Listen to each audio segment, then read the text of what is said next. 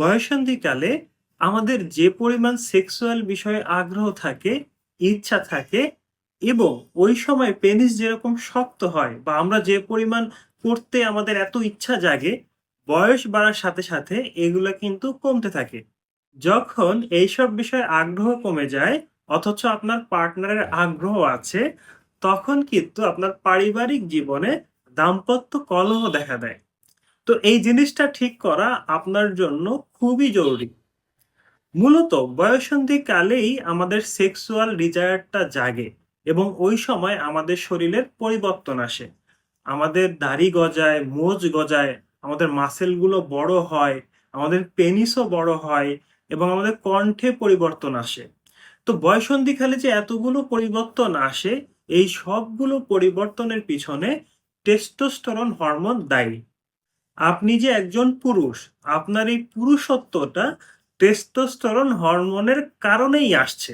এখন আমাদের যখন বয়স বাড়তে থাকে, বয়স বাড়ার সাথে, সাথে এই টেস্টোস্টেরন হরমোনের পরিমাণটা কমে যায়। যার ফলে আমাদের ওইসব বিষয়ে অত আগ্রহ জাগে না এবং আমরা অনীহা দেখাই। এবং আগ্রহ যদিও জাগে, আমরা বেশিক্ষণ করতে চাই না। প্রাকৃতিকভাবে বা ন্যাচারালি আপনারা কিভাবে টেস্টোস্টেরন হরমোনটা বাড়াবেন? আপনি বাসায় বসেই এই টেস্টোস্টেরন হরমোনটা বাড়াতে পারবেন। এটার জন্য যেটা করতে হবে, আপনাকে ফিজিক্যাল এক্সারসাইজ করতে হবে। আপনি যত বেশি ফিজিক্যাল এক্সারসাইজ করবেন, আপনার শরীরে তত বেশি টেস্টোস্টেরন হরমোনটা আসবে। পাশাপাশি খাবারের মাধ্যমেও আপনারা টেস্টোস্টেরন হরমোনটা বাড়াতে পারবেন। যে সমস্ত খাবারে টেস্টোস্টেরন হরমোন বাড়ে, যেমন ভিটামিন ডি সমৃদ্ধ খাবার, সামুদ্রিক মাছ, অ্যাভোক্যাডো, ডিমের কুসুম বা দুধ, এই জাতীয় খাবার যত বেশি করে খাবেন, আপনার শরীরে টেস্টোস্টেরন হরমোনটা বাড়বে। কারণ এই সমস্ত খাবারেই টেস্টোস্টেরন হরমোন তৈরির যে উপাদানটা আছে সেটা থাকে। পাশাপাশি আপনি হার্বাল কিছু ওষুধ, ইউনানি আয়ুর্বেদিকের কিছু ওষুধ সেবন করতে পারেন। এই সমস্ত ওষুধে এমন কিছু প্রাকৃতিক হার্বস দেয়া থাকে, যে হার্বস গুলো ডাইরেক্ট আপনার ব্রেনকে স্টিমুলেট করে। ব্রেন যখন স্টিমুলেট হয়, ব্রেন থেকে টেস্টোস্টেরন হরমোন তৈরির সিগন্যালটা টেস্টিসে যায়।